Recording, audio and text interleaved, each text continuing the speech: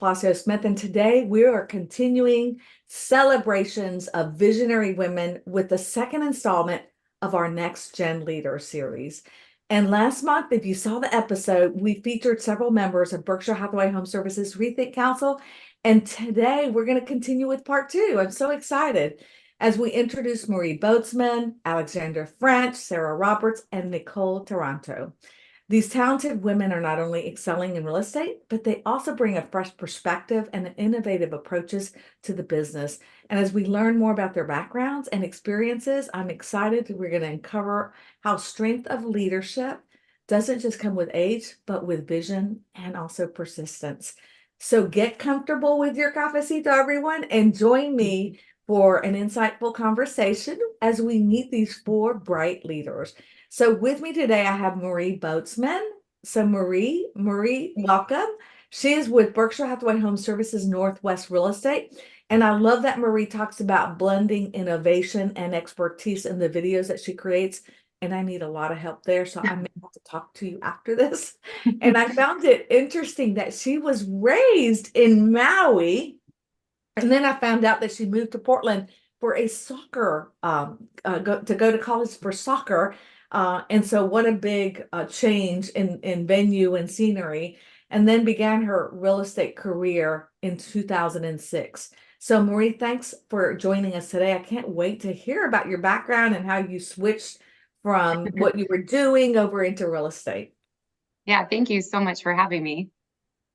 Alexandra French is with Berkshire Hathaway HomeServices Georgia Properties. That's where I started my career. So I love that you're with my home company. And you started in 2011, becoming a successful individual agent. And in 2022, you co-founded the Level Up Real Estate team, which is the #1 medium team with Berkshire Hathaway HomeServices Georgia Properties. That's fantastic. Congratulations. And you are, I know, a young mother of two and also an advocate for breast cancer awareness. And you also founded the Foundation for Gift of Surrogacy. So I am really kind of impressed with that, and also really want to know more about that. We'll talk about what that took and how you decided and got involved in that. So welcome. Thank you for having me. Sarah Roberts. So Sarah is a member of the Hannah Roberts team with Berkshire Hathaway HomeServices Jacqueline Real Estate, located in Coeur d'Alene, Idaho. I had to say that because I love the name of that town. And after 20 years as a high school Spanish teacher, she made the move into real estate in 2020, which I think was a natural fit because it married your passion for education and passion for helping others. She's also a mother of two. So Sarah, bienvenida. Gracias. Excited to be here. Nicole Taranto is with Berkshire Hathaway HomeServices Montana Properties. She's originally from New Jersey, but then she moved to Bozeman, Montana as a child. What a difference in that move had to be. What a beautiful area that you're in. And I know that you, in your bio, you talked about you were a second generation realtor and also the daughter of a well-known builder in the community that you serve. So I also found it interesting that Nicole graduated from the University of Montana with a culinary arts degree, which has to come in so handy with knowing the best places to eat in your community. But I'm also interested in finding out how you switched from that beautiful world of culinary arts into real estate and that mix of the background as well. So welcome, Nicole. So excited to be here. So all of you, I'm really excited to have you. And I always start off with a question because I really am interested is how did y'all get into real estate, especially with the different backgrounds that y'all all had?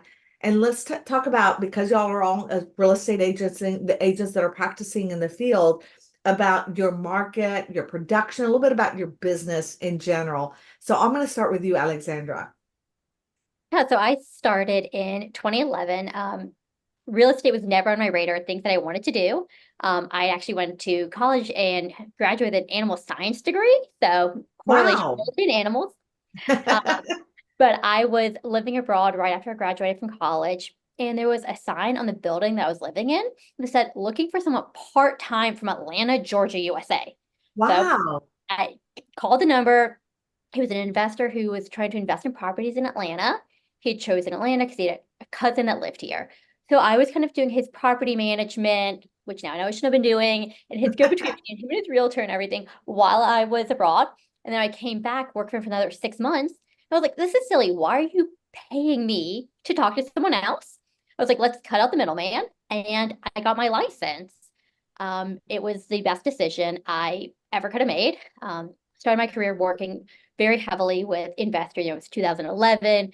We were just kind of seeing the downturn, everything was starting to go up. And no one I knew at the time was really looking to buy or sell. And I think that's really what kind of got me having a very good viewpoint on helping clients with real estate. Because I'm not looking at it from like their emotional standpoint.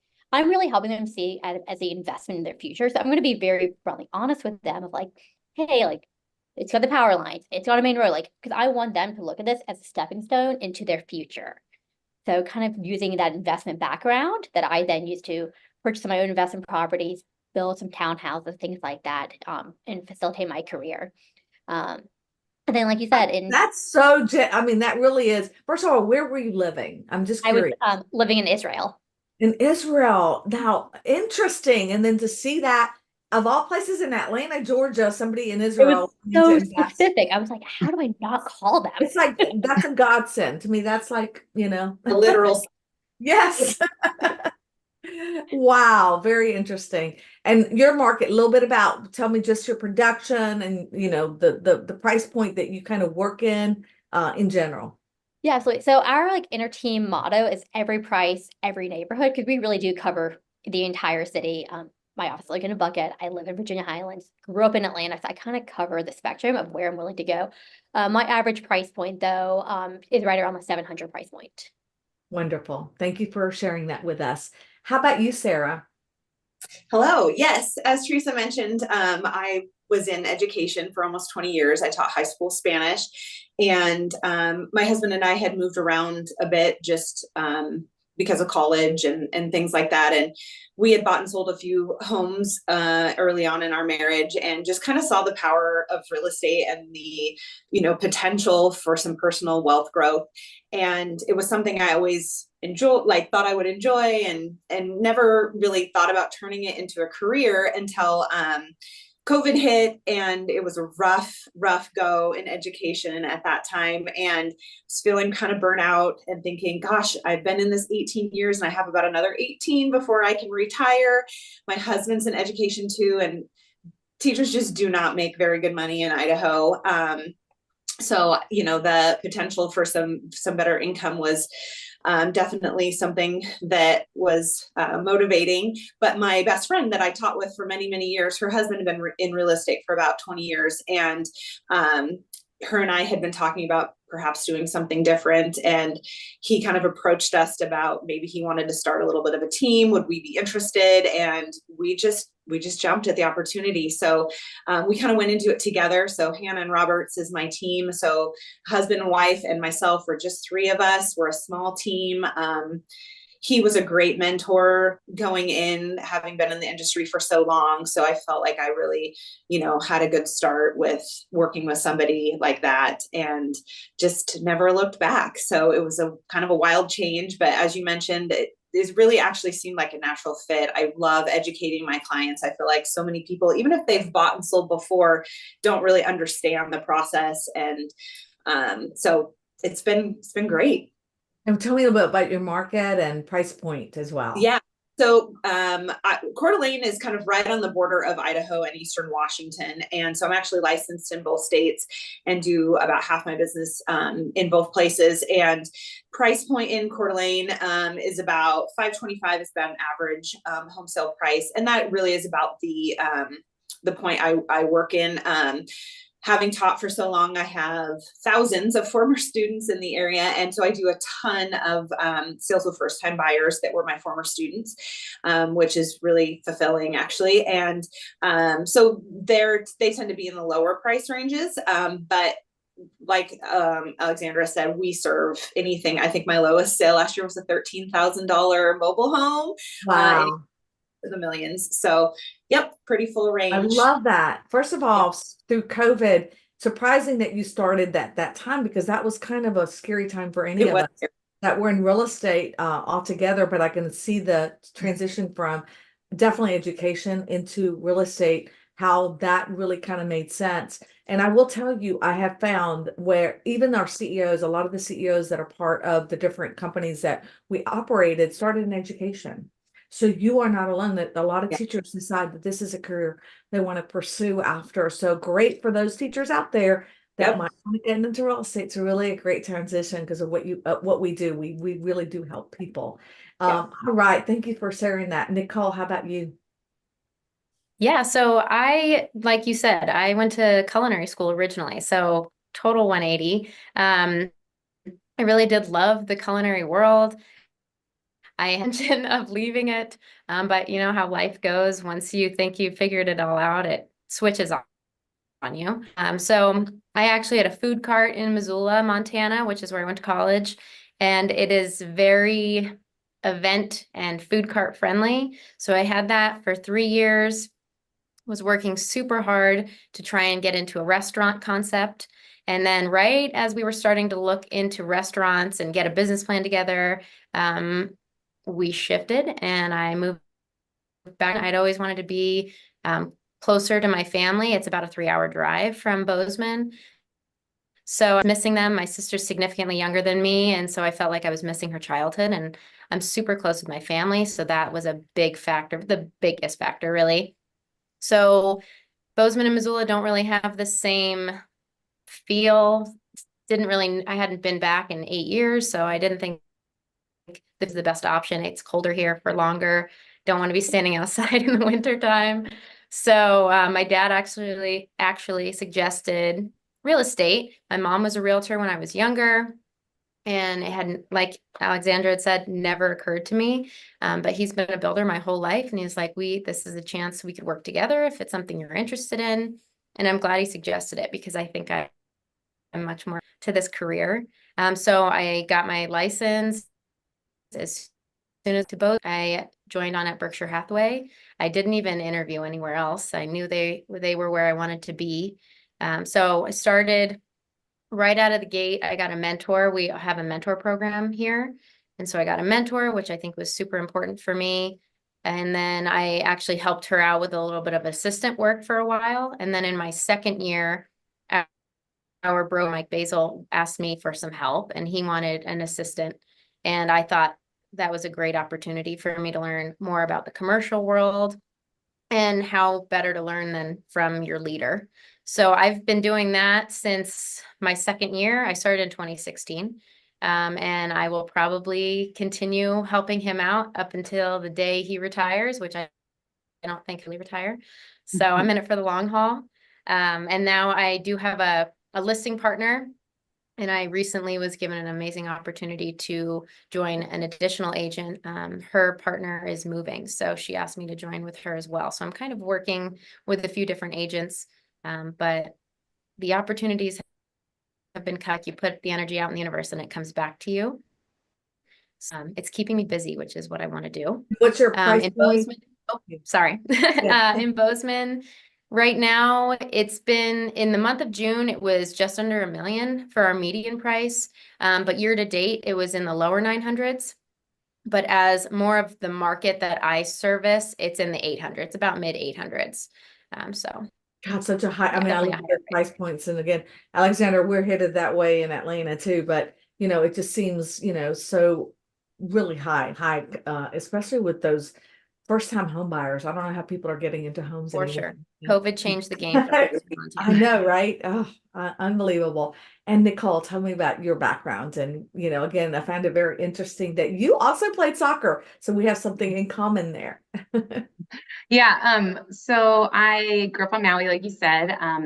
When my parents moved there, they literally my dad stopped working, they had nothing, so kind of had to rebuild their life. And so I watched them through my childhood, start different businesses and try to kind of keep things going. And I started my own business when I was 7. So I just grew up very, business oriented. I'd go to all my parents' sales meetings when I was little. So I just kind of grew up in that sales industry, but didn't think I wanted anything to do with it. Went to college for pre-med. So it was biology, chemistry. Like you said, I played soccer in college and just got really burnt out a couple years in. And I was like, I don't think I can go to school this much longer. And at Linfield, the college I went to, I had planned all the luau's every year because I was from Hawaii. And so I was like, oh, maybe I'll be an event wedding planner. It's like kind of I don't know what else to do. I didn't want to teach, no offense. I just don't have the patience like you two lovely ladies did. And I didn't want to be in a lab or anything. So I was like, I think it's going to be event wedding planning. So did that for a few years and just kind of hit the cap like real quick, was working 90 hours a week. I'm like, I can't make any more money. I can't work anymore. And I was like, I need to do something else. So I had a friend recommend property management, and I started taking classes. And as I was like registering online, I was like, you know what, I'm going to do real estate. So I just like shifted everything, went all in on real estate. My first 3 years of my career, I worked for a builder that, so I was a model home agent and got to do resale on the side. I did about 50-50, but it was so great. It taught me all the way homes are built. And I don't think a lot of agents have that experience. So I still to this day do a ton of new construction. I've had other builders hire me throughout the years to represent them on the listing side, but I do a ton of buyers. And it just was a really great start in real estate. And then in 2012, I joined, or actually, sorry, take that back. 2009, I joined Prudential, which obviously now we're Berkshire Hathaway. So I've stayed with them since I joined in 2009. And yeah, I think that's a little background about me, but our price point in the Portland metro area right now is about 600,000 average. We swing like real low, real high, depending on the actual city. But my average, I think, is around 800-ish, maybe 775 to 800.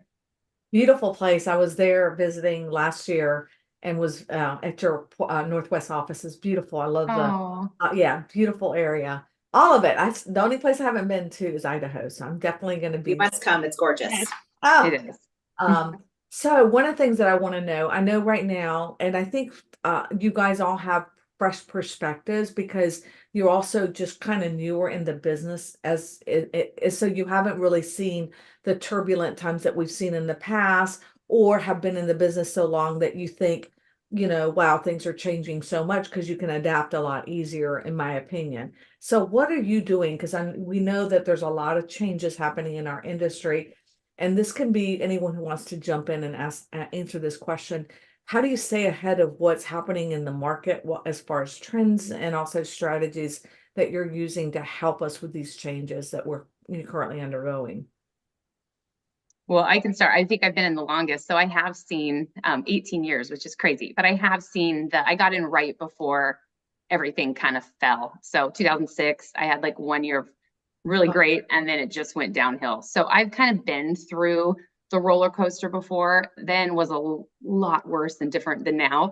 But for me, it's just focusing on what you can control. Like even with everything coming up, like we can't control it. We can't change it. So we just need to do the best that we can with what we have to deal with, right? So I just try to worry about what I can control. And when things get hard and the market gets tough, I just try to focus on client love and the relationships with my clients and be there for them and pour into them. And it kind of helps like get you through those rough and even just normal day-to-day real estate. I mean, yesterday was a crappy day for me. I had a sale fail. I have another couple that are borderline. It's just our life in this world. And so I just try to think about it for a few minutes, and then I just focus on the good and try to do good things for other people. In terms of trends, I think it's just, I look outside of the area a little bit, and also other industries that are similar. So, especially with like video and stuff, like I don't get a lot of inspiration necessarily, and no offense to anyone in my state, but I go out of my state to look for, what people are doing. And I look at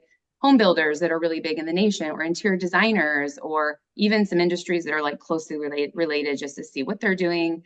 What can I kind of pull and use in real estate? Oh, I think that's a great idea. I love that.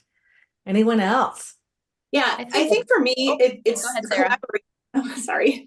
Collaboration is huge, and not just, like Maria's saying, like within our, other real estate agents. But for me, when I work with first-time buyers, like, as you mentioned, it's hard for them right now with interest rates high, prices are high.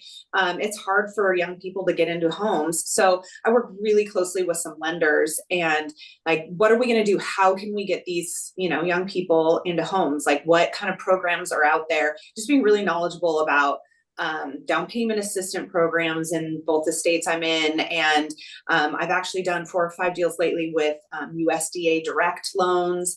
So just knowing those, and I think I'm the only one in the area that has ever done one of those. And I've done 4 in the last couple months. So just being knowledgeable and reaching out and finding ways to help people, because a lot of those young people, they hear what's going on in the media and they don't think they can buy a home, and they're just paying these astronomical amounts for rent.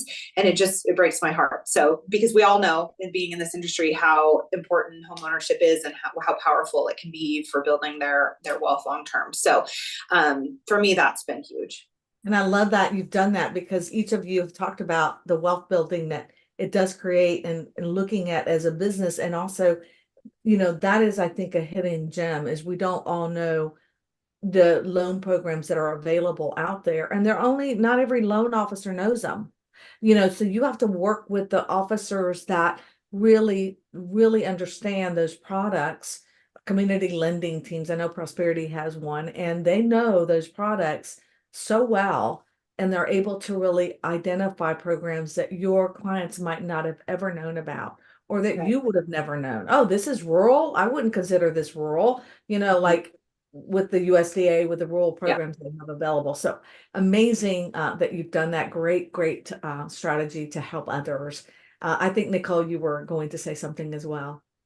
Yeah, and similar to what Sarah was saying in terms of talking to lenders and things like that, for me, a huge way that I've been keeping up with trends and such is just being in the office, talking to your peers, go on office tour. I carpool with a group every week, and that whole time we're in the car, we're talking about what's going on in our lives as far as concerned. Where do we think things are going? What's something that we had to overcome this week? What's going on in our circle of transactions? And I find that as soon as you talk about something and you learn something new, somebody's going to approach you with a conversation around that topic. It never fails. And so just being in the office and having conversations with other agents seems to make an invaluable difference in the knowledge that you obtain in our market, on a national level, on a global level. It doesn't really keep it just locally. So that's a huge one for me. And then I also have a networking group. I have my financial advisor, my go-to lender, my CPA are all in this group, and we meet monthly and we share what's going on in our circles. And so that's been super valuable as well, because same thing, as soon as you get information, somebody's asking you about it. Oh, that's a great way to also expand your business circle of opportunities. I always call it, a friend of mine always call it the dirty dozen. You should have a dirty dozen of contacts that are outside of that circle, that are CPAs, financial advisors, feng shui experts, designers and interior designers, so that you can then network with those individuals and help grow your business and learn what's happening outside of your industry as well. I think that's great. So Alexandra, one of the things that I want to know is, we look at the times in our lives that really are impactful and life-changing. You talked about the fact that this was one for you when you were abroad, and how it helped you learn about investments, right? How to invest in properties. So was that a time in your life where you felt like, wow, now I really am solidifying my leadership in real estate? And how did you come to be part of this ReThink Council, and how's that helped your business as well? So, I mean, obviously that was my true start getting into real estate and learning so much and figuring what I can offer to my clients. But I think what really kind of got me more into like the leadership side of it and trying to get more involved was probably about 7 or 8 years ago. I was seeing, looking around the company, looking around my office, and just feeling like there were certain aspects that we were missing. And rather just, sitting back and complaining or wondering, I was like, what other companies may offer this? I was like, I know if I feel like I'm missing this, other people are missing it too. And so I went to our now CEO and I was like, hey, I think we need some larger masterminds. I think we need some sort of like collaborations within the offices and things like that. So kind of, put together like a whole, business plan per se, and came up with like a company-wide Georgia Properties mastermind that is still in effect today, Oh, taking I the love they're like that. on the top agents, or chairman circle agents, and now they've got like a president circle on our side. So there's different masterminds throughout. Then also creating like an office advisory that's now been going strong for 6 years as well. And so kind of helping agents kind of go from here to here, because at the end of the day, everyone wants to be surrounded by the people who are That are that they can successful. learn from and kind of level up together. And so much of what we do every day, yes, we're talking to clients every day, but it can be so lonely. And so how can we also do something that's a little bit social and kind of group us together? Because not everyone's on a team, nor has a desire to be on a team. So kind of creating those partnership, those friendship groups to be like, okay, while my day job, while I might be a little bit lonely, I don't feel like I'm on this deserted island. And so I can learn and grow together, and everyone kind of level up together too. Oh, that's genuine. So we have to do a shout out to Deanne Golden, because she obviously is that who you're talking about, that just kind of went to Deanne and said, let's do this. And she just jumped right in. I think that's one of the things about Deanne that's just so special, is that she really understands the needs, and not just, okay, you mentioned something is important. She just goes out to develop it. Anyone else? How does it feel to be part of the Rethink Council? What have you learned from it? And how have you positioned, what was it done for your own, but opportunities within your own companies? I think I still feel so new. I really just hit my third year in real estate, and oddly enough, Berkshire Hathaway Jacqueline Real Estate is about 3 years old as well. So we started out when I came, we only had about 20 agents, and so I had come from a different brokerage, and I've really only been here for about a year, a little over a year and a half, I guess. And so just saw an opportunity to kind of grow together. And I think I'm kind of a natural leader, and had come in as kind of a top agent. So it was just kind of a natural fit for me to kind of take on a leadership role. And it's been fun to kind of see, we've doubled in size in the last year, and brought on some really fun people. And so, yeah, for me, I feel like it's an amazing learning opportunity to learn from some of these ladies in the Rethink Council. We all got together in Florida here a couple months ago, and I learned so much from everybody. So it's stuff I can bring back to my brokerage and share with everybody else. And so it's been really invaluable to me. Oh, I think that's great. I love the fact that and that's the thing I think I enjoy the most when I do participate in events, is like, oh, you're doing that. I want to try that. How did you do it? Because Yeah. you really get people that do different things it's almost a collaborative, right? Success breeds success, right? So I think that really does help, having other successful people around you that can help you succeed in areas that you might not be aware of, that you knew or didn't know about. So, anyone else? I mean, I just think it's definitely drilled in consistency. Like, everyone is so good at what they do in this group, and they're not reinventing the wheel necessarily. They've just figured out what they're good at, and they stick with it. And so it's just kind of motivates you to do what you're doing well every day. Don't skimp on it. Be consistent, follow through, and talk to your sphere, and keep in touch with your clients in that way, and you're going to be successful. So I think it's just showing that that's what everybody is doing here to get to the level that they've gotten to. Thanks for sharing that. And Marie, anything else to add? I mean, I was just going to kind of say the same thing as Nicole. It's just extremely motivational to be surrounded by the people that are in this group with us. This year, we have a really large group. This is my second year on it. And I mean, it's so great, because you think, okay, we have 15, 16 people. There's going to be like overlap, but everyone brings something so unique and so valuable to the table. So it's just awesome to have those connections with everybody. Right. And I love when you get together, because even outside of, because if you go to a conference, it's so overwhelming. There's so many people that attend. There's 6,000 people, right? That are attending our conferences. But now you've created a clique, like a little group that you can, oh, let's go do this, or you're not by yourself. So I love that piece of it, but that you're also learning and being able to hey, I'm going to go to this session, you go to that. We'll collaborate our notes, so that in the end, we're all better. So I think that's fantastic. So how about your age? Sometimes if you're brand new or don't have the experience that someone that has been in the business a lot longer has, that can be a little bit of challenge, especially in this business. I mean, I tell you, everyone knows a realtor. I mean, I talk to every neighbor. I know so and so. I know 10 realtors. So how have you been able to overcome and win those opportunities, in your areas, right? Or any preconceptions that or biases that you might have also been hit with. I'm gonna go to you, Alexander, because I know you talked about the business and getting into it at such a young late age. And also the investing side is hard. It's different, that mindset. So how were you able to overcome that, especially with somebody that was like in another, you know what I mean? Like he's the wants to invest in Atlanta. I'm sure he probably didn't know that you were just out of college or you were interning there, right?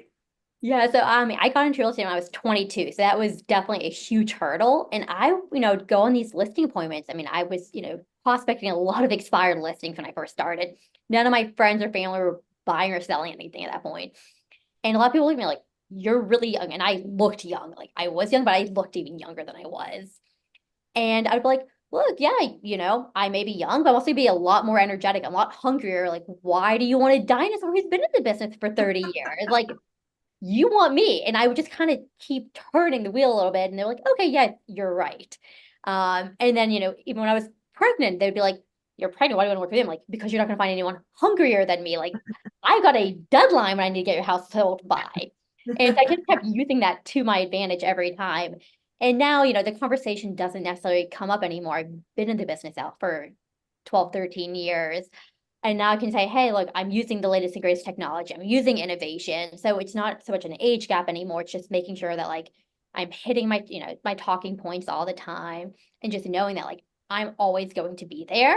And like I've been in the business for a while and I'm not planning on going anywhere. So I can be your realtor for life throughout this transaction and throughout the history that you're going to be, buying and selling homes for. And you're using our terminology, realtor for Exactly, life. the forever agent. Exactly. Alan Dalton, right? Anyone else? Yeah, I think, I don't see myself as a younger person, but I'm so new in the business, having only been And in that's for really 2 kind of a years. lot of it too, just being Yeah. younger versus someone who's been a veteran or been in the business a lot longer than you have. Right. And I did lose a few deals in the very beginning, to people saying like, we want to go with somebody with more experience, because they'll ask, "How long you been in business?" "Oh, 2 months." I mean, so, and there's objections that you can overcome. And, I was working with someone that been in the business 20 years. I mean, I was confident, but it took a little time to put myself out there and keep putting myself out there and show that I'm working really hard, and, that I'm involved in all the things. And, Oops, we lost you. Sarah, I was very, there. trusted by my former students already, and they felt comfortable with me and knew I was going to take care of them. So I think anybody that knows me personally knows that I'm going to do whatever it takes to take care of them and serve them to the best of my ability, and knows that I'm a very hard worker. So I think social media for me was huge, just putting out there all the time what I was doing in real estate and sharing and letting, I know a lot of people. I have a huge sphere from being involved in schools for over 20 years. And so, just letting people know. And I think those people that, already know, like, and trust you, they're going to trust you to help them. And so that's been invaluable to me. I love that you taught and you're able to help your students. I think that's so Oh my unique. God, it's so full circle. It is, it's my absolute favorite. That is so neat. One of the things too that that I always want to know about, because we have so many new technologies, and every day I'm telling you, I can't keep up with it. I don't know how y'all can. I mean, I cannot keep up with all the new that is happening in the different AI world and the different CRMs. So how have you, oh, and one other thing before I do that, I do want to also appreciate the fact that, for example, Sarah, you talked about you lost listings, that you didn't gain them all, because I think that's really important for us to also share that message.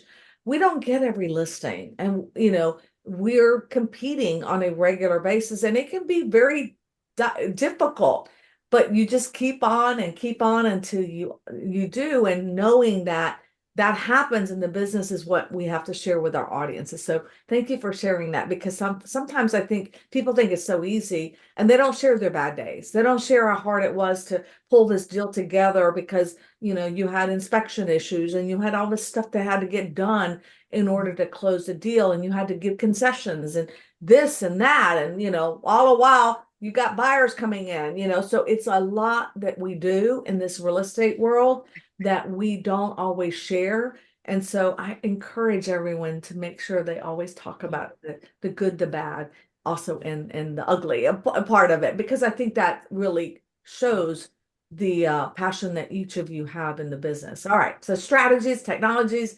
So share, because I want to know, what are you using that really, you know, has embraced and helped enhance the business today? And anyone that wants to share a tool that others can use as well that might be extremely beneficial. I'll go.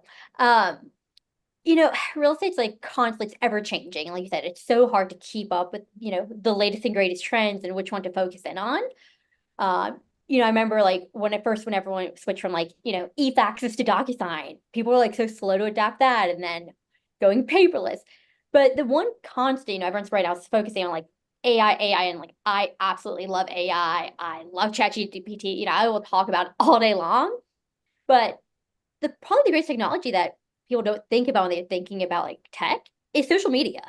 And that is something that I've been utilizing since day one, because it's a way that you can stay connected with people you don't see on a regular basis, people you probably haven't talked to in, you know, 10, 20 years, that, you know, message you out of the blue and say, hey, I want to buy a house. Hey, I want to sell a house. It's that social proof that you're constantly getting and just staying in front of people, because no matter how much, you know, how many times you can pick up the phone, you can't get that same reach that you can on social media. So to me, that is the biggest technology advantage that we have. Which is your favorite? What do you use most?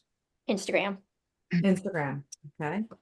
Anyone else? I would absolutely second that. I mean, I recently, my most recent home that I sold was a referral from a former student from 20 years ago, who's a lender in a totally different area of the country, who I would never be in touch with if it weren't for social media. And yeah, she just knew I was in real estate in the area that her aunt was in, and said, my aunt needs to sell her house. You're my girl. So things like that all the time. So Facebook for me, I think it's my age, is where I'm on Instagram too, but Facebook is where I do most of my connecting. Love that. And I'll piggyback that just by, obviously, yes, social media, but video specifically. That has been huge in my business and my career, staying in front of people. For me, I'm pretty much, all my business is past clients and referrals. So I shouldn't say past, but, you know, database and referrals. So video has just been a tool to stay in front of them, the people they know. It's just been, like I said, just a huge part of my business. And, obviously posting, but also being really intentional with like listening and, paying attention to what your sphere is doing on social media, because it really helps to know, okay, do they have someone going off to college? Do they have a dog that just passed away? Like, can you, use that as like a way to touch them and give them a little pop by or a little gift, So I think there's just so many different ways we can use social media. And with video, even, incorporating those into monthly or maybe, twice a month newsletters or something where you're sending them out to your clients too. Because even though you're on social media, only a small part of your sphere is actually really seeing what you're posting. So which is your favorite vehicle? Facebook, Instagram. Okay. Instagram. Yeah. And then what's the favorite video that you like, where you've gotten, like you thought, if I do this type of video, I seem to get a lot of views?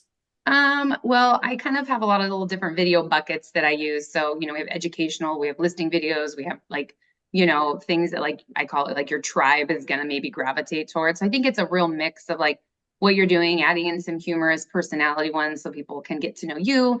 I've just found that mix really helps when you're going into a listing appointment. A lot of people have already like looked you up and feel like they know you before you get there. So for me, I typically don't really have to sell myself too much with the marketing that I'm doing and why they should use me, right? So it's made those first appointments really don't feel like first appointments anymore. But I think it's a mix, but it seems like for me, anything I do that is like design, home trend related, really gets the views. And then, you know, some listing videos will do really great, others maybe won't, you know, so it's just really being consistent. And unfortunately, I don't think anybody really ever can figure out the algorithm of Instagram and what's going to take off and what's not. But, Length you of know, videos, just so we usually 30 seconds, a minute, 2 minutes, what works best? I personally, I think it's shorter is better. You know, everyone likes, you know, reels are kind of what is trending. And, you know, it's really hard to do a short listing video, but I have been trying to keep most of them, you know, minute and a half under. And if it's not a listing video, then I try to do shorter highlights that are like 15 to 30 seconds. Another one that's been really huge for me actually is collaborating with local businesses. So obviously growing up with a family business, I have a huge heart for business owners, and you know, has been a really great platform just to be able to collaborate with them, showcase and highlight their businesses. Those videos typically always do really well for me too. And, you know, again, I always say it's not about the views. I mean, yes, lots of views is great, but I think it's really about like, where are those views coming from? Are they actually impactful views? And maybe 1,000 views, we're actually getting comments and DMs and actually engaging with people in your community. It's better than 1,000,000 views, you know? So I think it's important to keep in mind, like, what your goal is with Quality social versus media. quantity. Yeah. I love that one. I love too that you're featuring businesses, because I think that also encourages, when they see their business being mentioned, they're gonna obviously share it to their audience, Yeah. you know, because they're now, you know, getting exposure as well. So I think that's the law of reciprocity that Gino always talks about. All right, Nicole, how about you? Instagram's favorite for me too. I agree with what Marie's saying about video, and really it's so many people that you'll never realize that are in your circle. I have people reach out to me on Instagram all the time in a message that ask me random things that might not have anything to do with real estate, but they see that I'm involved in the community. I'm always posting about things that are going on. And so they find me to be the knowledge person for their random asks. And so that just keeps me top of mind, that it's somebody who I would consider like more of an acquaintance or a friend of a friend. And I didn't even realize they were seeing these. And so I'm like, it's flattering to know that you're making an impact so that they are thinking of you when they have a question about something in the community. And so ultimately, they come to you when it's time to buy or sell a product. Alan Dalton always said that. Y'all know Alan. I just adored all of his informational pieces, because that's what he talked about. Talk about your community. Talk about things outside of just real estate, because then people think of you as an expert in that whole area, not just real estate. So when it comes to real estate, you're top of mind. I think that is awesome. I really appreciate all of you sharing that. Now, one of the things that's tough, and a lot of times people wonder about, is how, and all of you I hear have children, right? I've learned you have children. So how has that impacted the career that you have in real estate? How are you able to kind of balance that with having children and, you know, sports and, you know, all the other things that come with that? My daughter just had her first baby, and she's in real estate as well. She's actually in title. And so we talk about this quite often, because I'm helping a lot, watching my sweet little teddy bear. That's his name, Teddy. And so trying to balance the careers of yourselves, along with, you know, making sure that you have time for family and, you know, the responsibilities that also comes with that. So anyone, I'll start with you, Marie. Oh gosh, I'm probably not the right person to ask this question to. I have 3 boys, 7, 11, and 14, and my 2 older ones are like extremely active in like all the sports. So it's a constant just circus at my house. So I don't know. I mean, lots of coffee, not a lot of sleep. Again, not the right person to ask this to. I will just say that, you know, late night, early mornings, I just kind of go. Lots of help, whether it's personal help with kids or, you know, work help. It's a book that I read recently is Who Not How, and it's very eye-opening to really kind of getting help with things that you don't need to be doing. So that's been really just a mindset change for me. But I think it takes a village. I don't know. If someone ever figures out how to actually balance it, I would love that information, because I just don't think it's true. I love the fact that you're being that. I think there is not a balance. I think No. it's very difficult to achieve that, especially if you want to be successful in this business, because we're in an industry where our whole life is helping others in getting into a home, and they can only do it after they work. Mhm. And so it's like really difficult to, and on Saturdays and Sundays. I mean, that's Mhm. really the part of the business that a lot of people don't realize that we're sacrificing many times. But I think our children, I mean, my daughter and my son, I believe me, I was always the one thing my daughter said to me, she goes, Mom, I loved that you're such an inspiration. The only thing that I would change is I would not be the last person being picked up at daycare or camp or events, because she and Jeffrey were always the last ones, because I'd be like, I'm on my way. Coming in hot. And they're Yeah. like, no, we were always the last ones. Anyone else wants to? Yeah. My life is very similar to Marie's. I have two kiddos, 13 and 11, and they both are very involved in travel sports. So my husband is a high school coach, and so he coaches wrestling and football. He coaches our son's baseball. He coaches middle school wrestling. So he's like his own, I don't know, he's got his own things going on. And so we are just complete chaos all the time. And I 1,000% agree with Marie. Like, if there is somebody that's got this balance thing figured out, please give me a call, because something is always, lacking. Like the house isn't clean, or the groceries aren't bought, or something. So I'm a little bit of a control freak. I have a hard time hiring or letting somebody else do some of those things for me. So I think that's something I'm constantly working on. And, in a big part, I thought being a teacher was always going to be the best career as a mom. I had the same vacations as them, but it's not flexible during the work week. And so that was a huge deciding factor for me. I don't miss games. I don't, within reason. I mean, every once in a while, but I try really hard to never miss any of my kids' sports. That's really, really important to me. And so there's a lot of weekends where my husband and I are traveling to 2 different towns for travel sports. And I think for me, the biggest thing is taking care of myself physically and mentally, because there is no balance. So I have to be able to, I work out every morning. That is, even when I don't want to, I make myself go every morning, 5 days a week, have a routine, get my exercise in, because the rest is what it is. You gotta have that mental, and you gotta take care of yourself, because you are taking care of others. And I love that you've realized that you got to let things go. There are things that you don't. So what if if you didn't wash the dishes, it'll get done tomorrow. Like, these are things that you can do, or hire people to do when it becomes such a situation where it's like consistently causing you a lot of heartache and also mental anguish. So I love that. Alexandra, you were going to say something as well. Yeah, so like Marie said, it definitely takes a village. I've got a 2-year-old and a 6-year-old, so I'm kind of on the younger end of the spectrum, with like my kids having sports, but still doing like nap time and things like that. So just trying to if it's after work hours, on the weekends, just really trying to schedule it out, as much advance notice as I can. Like my husband, okay, I'm going to be gone from this hour to this hour of showings, or I can't pick up the kid this afternoon, whatever it may be. So just as much open communication. My kids have unfortunately been prepped to be like, okay, mom's on work call, you got to be quiet now in the car. But a lot of times now, I used to, shy away from telling my clients, not that I have kids, but that I couldn't meet them and be like, oh, I can work with someone else. But now I will give my clients the option. If they're like, hey, we want to see a house today at 4 o'clock. I'm like, hey, I can't do today at 4. I can meet you at 3 or 5, or I can meet you at 4 with my son. And then, or I can have someone else come. And then they can decide, okay, cool. Yeah, we can meet you at 5 o'clock, right? Bring your kid. We don't mind. And they have that option to decide whether or not they want a child there for the showing or not.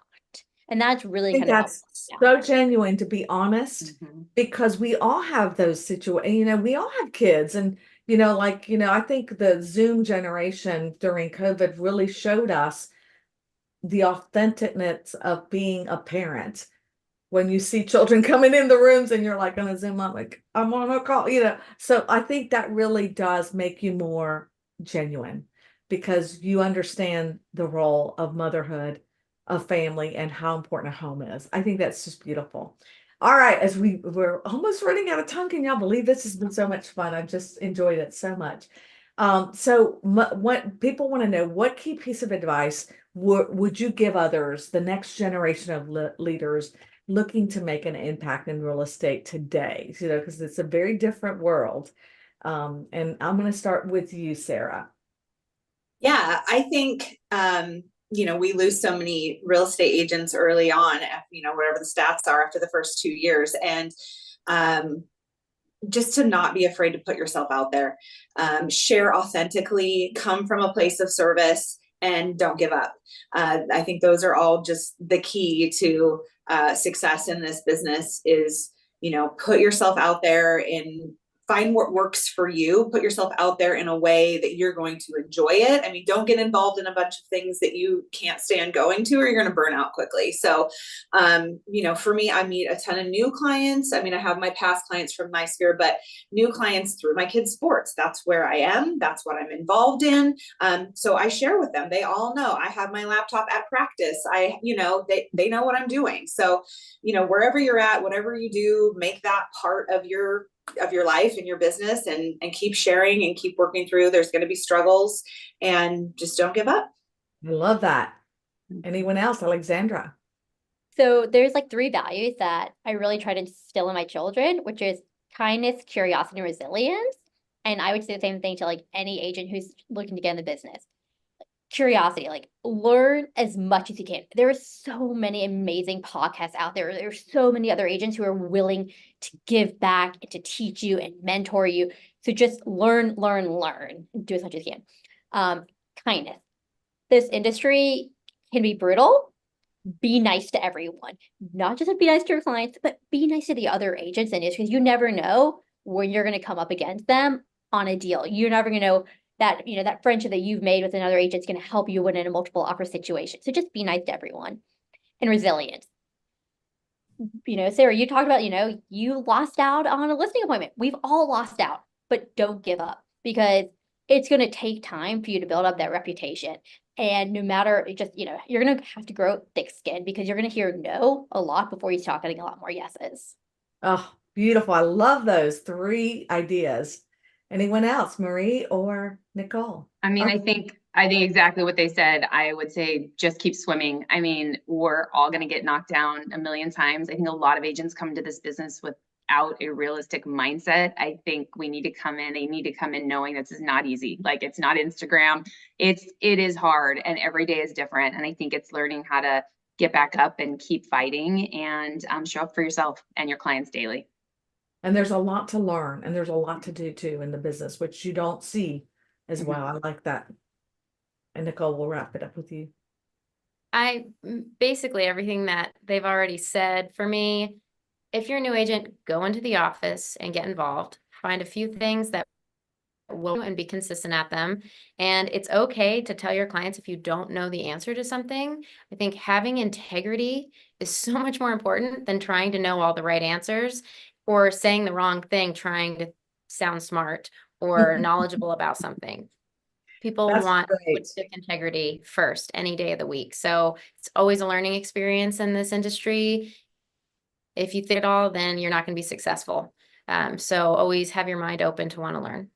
I think that's the best advice. Go into the office, because also a lot of times people walk in or they call in and they need someone as an agent, and there's great lead opportunities for you. And then you're learning from other agents that may also have the time to be able to teach you something that they normally would not have time for if they're in the office. So I think being there and showing up is half the battle. So, all right, as we wrap up, I always like for us to recommend great reads, a podcast, and then also your favorite quote. And so just really quickly, each one of you tell me one, either book, podcast, and a quote that resonates with you. So I'll start with you, Sarah, because you're on my left, and I'll make my way around. I think a favorite book of mine is Becoming a Person of Influence by John Maxwell.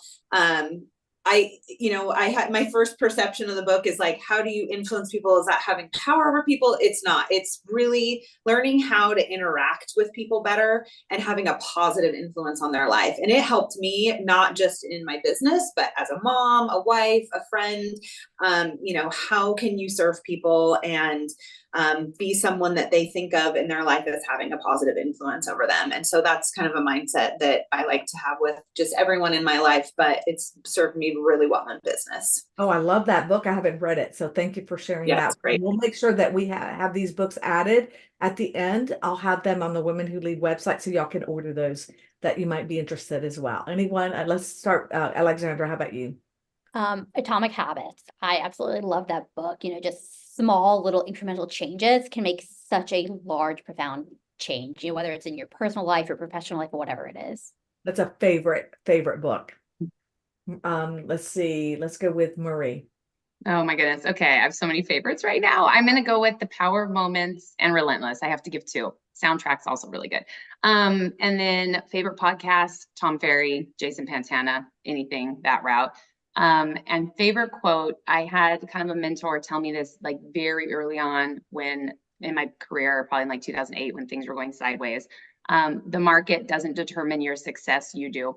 And that has resonated with me through every situation, even just like buyer backing out, listing, losing to another agent. I think we can apply it like every day. So, the market doesn't determine your success. You do.